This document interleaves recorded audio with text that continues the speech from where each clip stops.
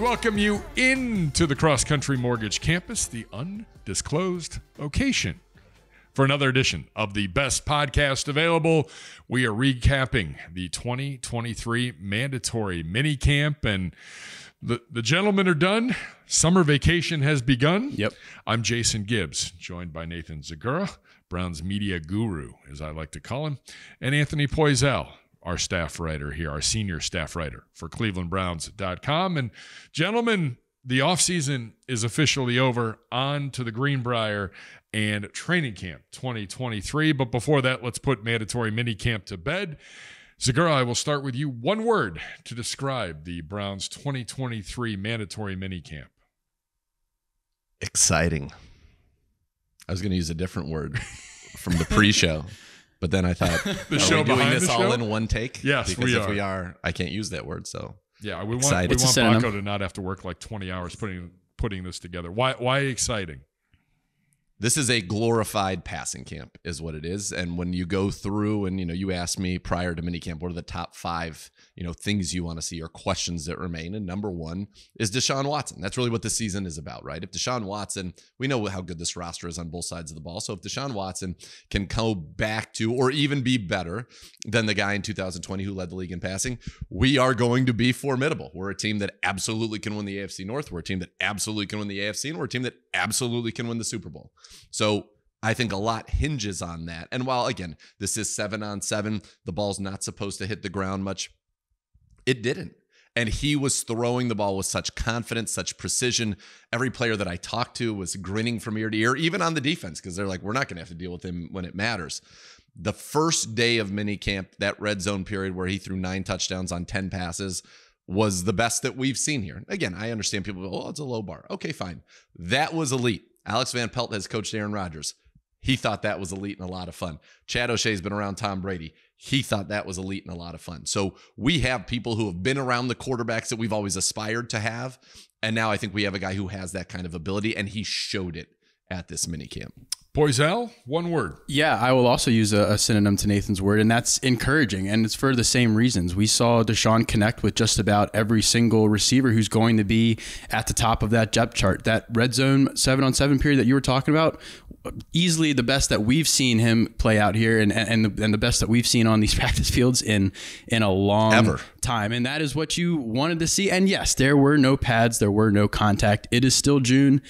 And it was only 3 days of minicamp practices, but it really couldn't have looked that much better. And if you are a coach on this coaching staff and you want to see how much more comfortable Deshaun looks, that is exactly what you wanted to see. And, the talk all week too has been Deshaun looks way more comfortable right now than he did at any point last year. And you can see it in his throws. Again, the precision, the confidence, it's all there. The chemistry is all there. He's hitting guys in stride. There's you can even just see the improvement over the last few weeks of when we, first saw him in OTAs to now.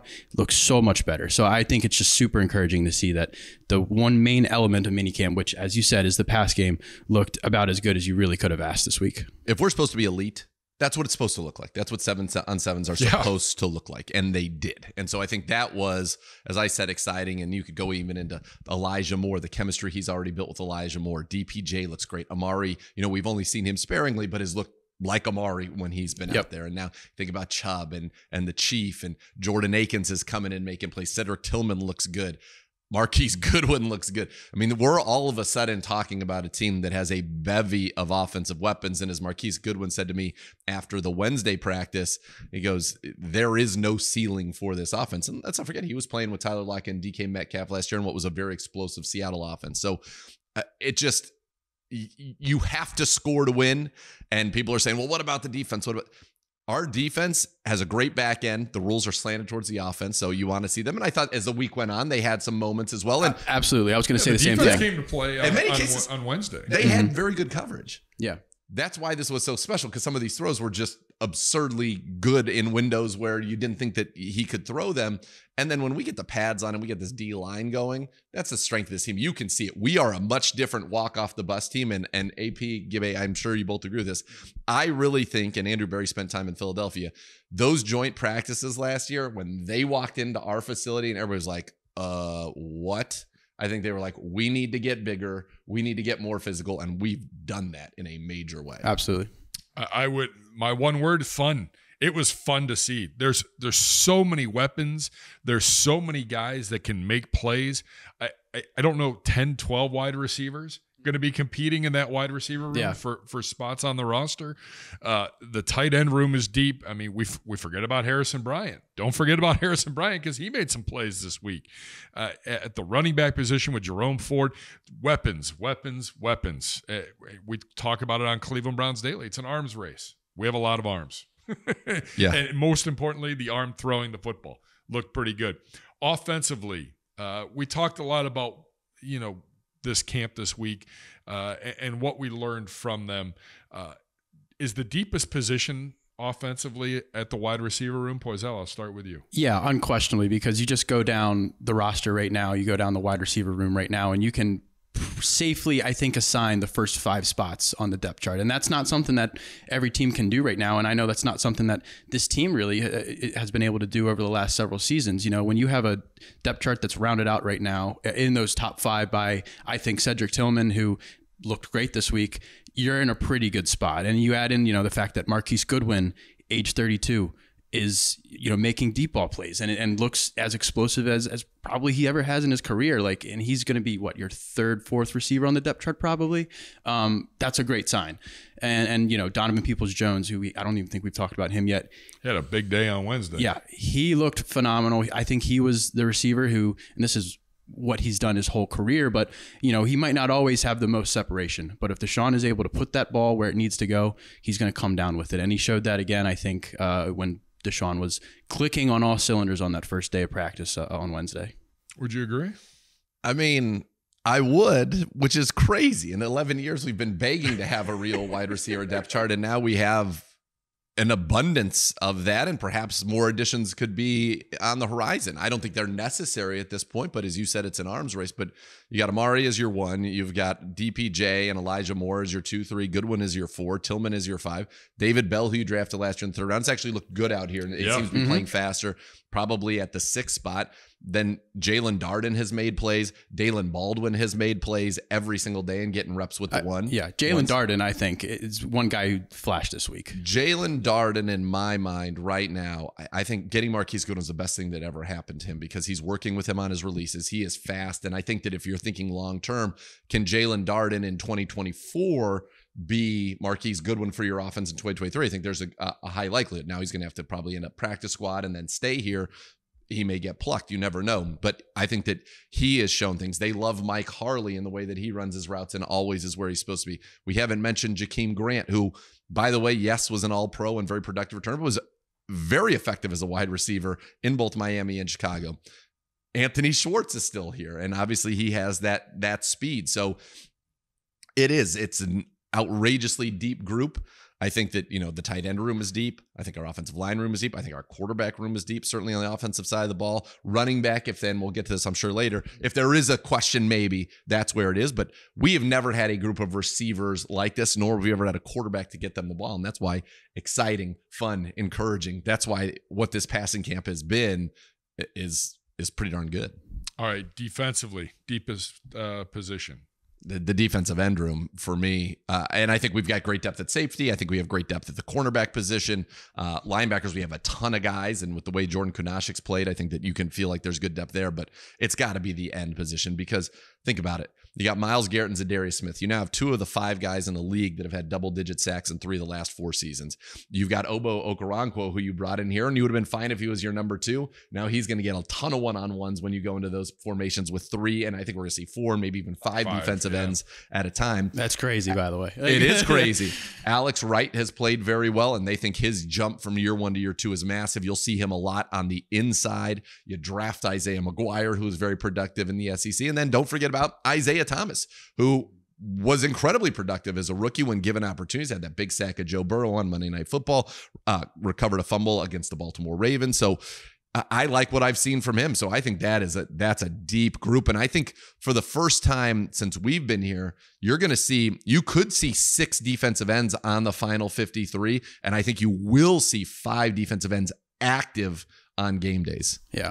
Which is just crazy. And that's a really strong argument there for the deepest position on the defense. I'll say cornerbacks, though, just because, not every team right now has three guys who I think you can safely slot in as a starting cornerback right now. And obviously it's the same as last year. I think that was the deepest position on the defense last year as well. But, when you can line up Denzel Ward, Greg Newsome, and Martin Emerson wherever you want, and I feel like that's what Jim Schwartz is going to do. He's going to rotate those guys in the slot and on the outside. And then, of course, you look at the depth behind him. Mike Ford, who just got here, he's been around a while. AJ Green's been around a while and has made plays over his career here. And then I think one guy who I'm kind of intrigued to watch is Chris Westry. He's so tall, so looks so rangy.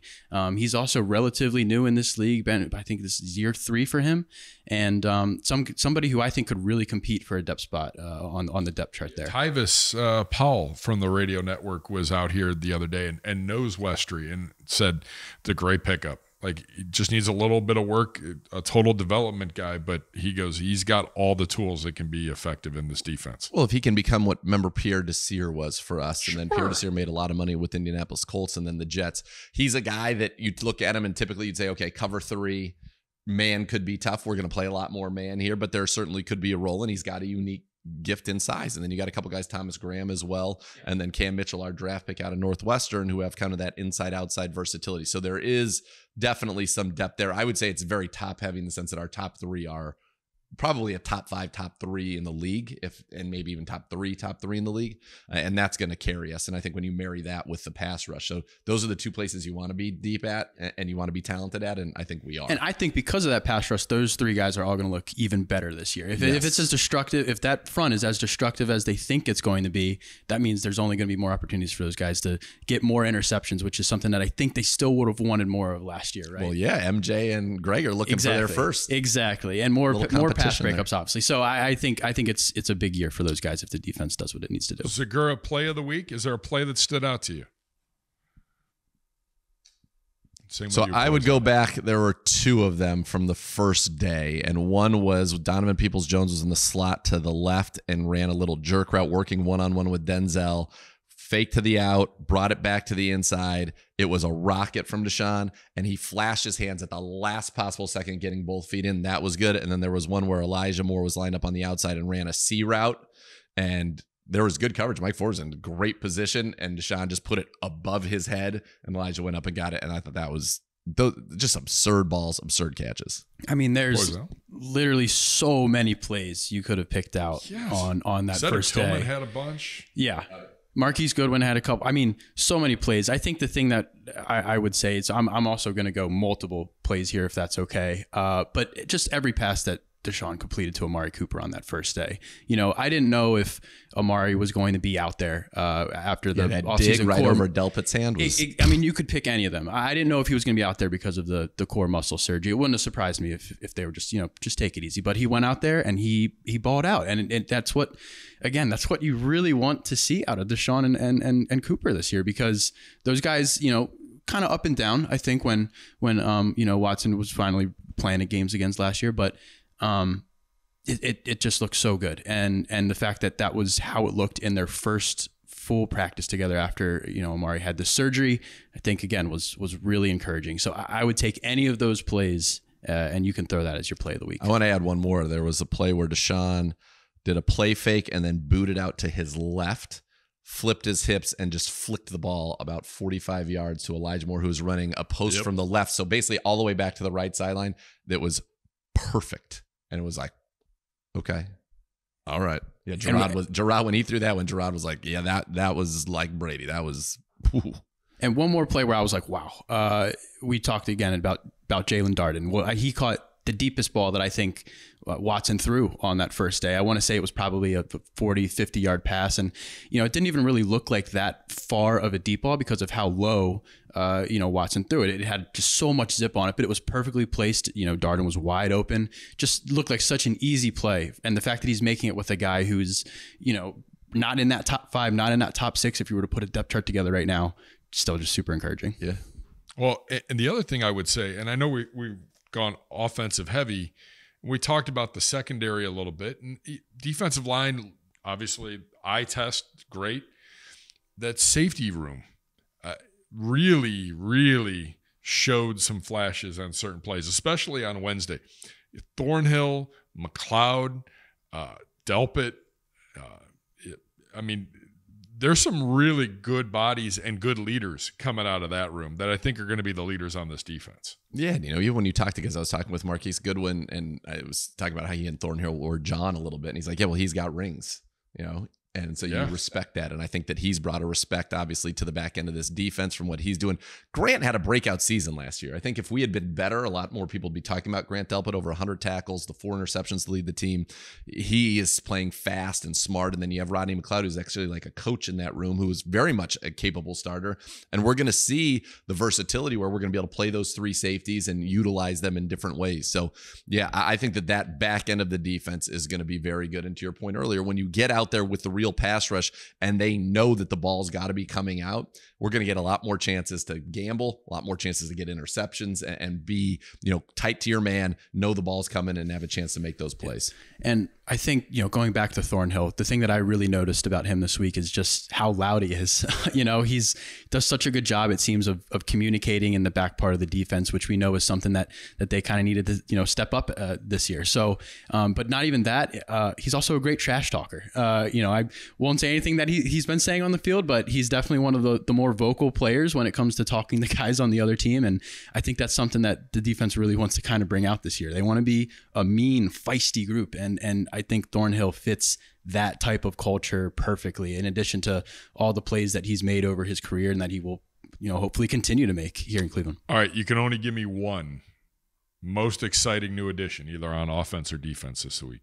Yeah, it's definitely, to me, Elijah Moore, just because of all the different ways that we saw him lined up in the offense. We saw him play in the slot. We saw him play in the outside. We even saw him play in the backfield. They would motion him into the backfield. And I think when you see Elijah Moore in the backfield, a defense has no idea what's going to come next. And to me, he's a guy that's hungry to put in a really big year here. And I think the fact that, they're looking to utilize him at so many different spots in this offense shows that they are committed to maximizing his speed, maximizing his great hands, and making sure that we are going to make the most out of having a guy as versatile, as quick as Elijah Moore in our offense this year as we can. Zegura. That's the answer, but I'll flip it to the defensive side. You said it well. And I talked with Kunashik afterwards, and I said, and it's not very fun when he lines up in the backfield, right? He's like, well, we've already had to have meetings and change how we try to deal with him because he's such a mismatch. And Elijah Moore is a stud. I loved him coming out of Ole Miss. I wanted him that draft. The Browns wanted him that draft. He went second pick in the second round. I believe certain head coach's father wanted him. No doubt. Yeah. So this is very exciting. I'm going to go with za'darius Smith. And we haven't gotten to see him do anything on the field per se, but just looking at him, I was like, whoa, he is a big, big dude. And he is very effective rushing from the inside as well as the outside. And they kind of showed in that half-speed jog through where they're doing a 2-minute drill, the idea that you can have Dalvin Tomlinson push in the pocket, za'darius next to him one-on-one with a guard, Miles outside of him where they can't double all of these guys, and then Obo on a wide 9 on the other side where they're sliding and he's going to have a short angle to the quarterback. It's going to be fun. He gives us, if not the best pass rushing tandem in the league, we're certainly in a discussion of the top 3 pass rushing tandems in the league. You think about Mack and Bosa down with the Chargers. You think about TJ Watt and Highsmith with the Steelers. You think about Nick Bosa and probably Armstead or whomever. Now they got Hargrave with the Niners. We're in that conversation now, and we never have been before. That's exciting to me. Game balls. Obviously, I think there's one unanimous one. It goes to our quarterback. Definitely. For the week that he had. But is there a game ball that you give out, either offense or defense? Yeah, Elijah Moore. Elijah Moore has been a stud. He has been a factor every single day consistently, as you mentioned, from a variety of spots. The chemistry is there. And I had known for a while how much Deshaun had liked Elijah. We just didn't get a chance to see it until recently. And it's been everything you could want it to be. Shout out to DPJ as well. I think he's been great. I'll give my game ball on offense to Marquise Goodwin. I think the fact that I think this is his 11th NFL season. He's 32 years old, and you can't tell his age and veteranship. No, and he's I mean a great that in a trash good way. talker too. Yeah, he is. Yeah, and I mean that in a good way. He's going to stretch the defense this year, in addition to everything that Elijah Moore is also going to be able to do. He's a guy who I think could have one of the best years of his career this year based on how things have looked so far. And I feel like he's going to open up so many more options for this offense. I think a lot of focus, if he's on the field at the same time with Elijah Moore, is going to go towards Moore. They're going to have to pay attention to Goodwin too, based on what we've seen over this week. Speed scares people. And it's one thing to have speed. It's another thing to be a professional receiver, be able to track the ball. He tracks it very, very well. He has excellent hands. And I would ask people to go back and watch against the Pittsburgh Steelers. And it wasn't a game that ended the way we wanted, the final game of the season, but there was one play in particular where Jalen Darden runs a post, and you can kind of see Minka Fitzpatrick through his helmet be like, what? And they turn and run, and underneath it, you get a deep over from Amari Cooper, picked up about 30 yards, got us down near the goal line. Marquise Goodwin is going to make a few plays every game where he actually catches the ball, but he is also going to make plays, and I talked about him with that in that interview, like a hockey assist, where like you're going to create the space that's going to create the big play for others, and teams are going to have to respect him. And you think about, you clear him on a vertical clear out route, maybe Deshaun throws it to him, maybe he doesn't, similar to Will Fuller back in those Houston days. And then you've got Amari running it over, you've got the Chief running a seam, and then you have Elijah out of the backfield running an angle route on a linebacker with all the space that's been created. It's going to be a pick your poison. We have never had that scenario. We've never had a quarterback to be able to operate that, and that's why this is exciting and encouraging. Definitely. So what's next? The Greenbrier at the end of July and training camp. The position battle you are most excited to see, Nathan Zegura. It's a dramatic I don't pause. know that there are a lot of necessarily position battles. I am curious. I'll throw out a couple things I'm curious about. I'm curious, can Jerome Ford be the number 2 running back? And all indications so far, they're very pleased with what he's shown. But we're only going to know that once we put the pads on, we see him in some more pass pro, right? Do they have to go out and get a veteran like a J.D. McKissick, who's a professional pass catcher out of the backfield? So that would be, on offense, that's really it for me. Defensively, Jordan Elliott, Jim Schwartz has been very high on him so far. Can he emerge as that number 2 defense tackle? And then the guy that I think's got a ton of talent, Perrion Winfrey. Obviously went through some tough stuff this week, and I feel very much for him and for Greg. That had to be terrifying. Can't wait to see him out there. And then Maurice Hurst is a guy who I think is also very, very talented. How does he perform? And so that kind of second, third defense, because there's going to be a rotation along with Siaki Ika, obviously. Who are the 2, 3, 4 defensive tackles? What does that look like? And then, I guess at linebacker, you don't know kind of how that's going to shake out. We hope to get Awak back soon. He says he'll be good for training camp. We hope to get Taki back soon. Jordan Kunashik's played really, really well. And Jim Schwartz, Coach is wearing his jersey. Coach wore his jersey. So I think that room is going to be fun. Jacob Phillips looks thicker. He looks good. JOK's flying around. Tony Fields is flying around. So that room is kind of, I think, maybe the most unsettled in terms of what playing time is actually going to be. Yeah, there might be tough decisions to make at those positions, but for me, I'm going to say wide receiver. We've been talking about it for most of this pod, and I think we talked about it at the beginning, but there's going to be some real tough decisions to make in that room too. You're not going to be able to carry 8, 9 guys. There are people on 6 max. There are people in, you're right, and there are people in that roster now who would have made the team a couple years ago who now are not going to be able to make the team this year because of all the moves they made. You go down the list outside of that top 5: David Bell, Jakeem Grant, Schwartz, Jalen Darden, Demetric Felton, Mike Harley, and Dalen Baldwin, who made a couple nice catches over these past few days too.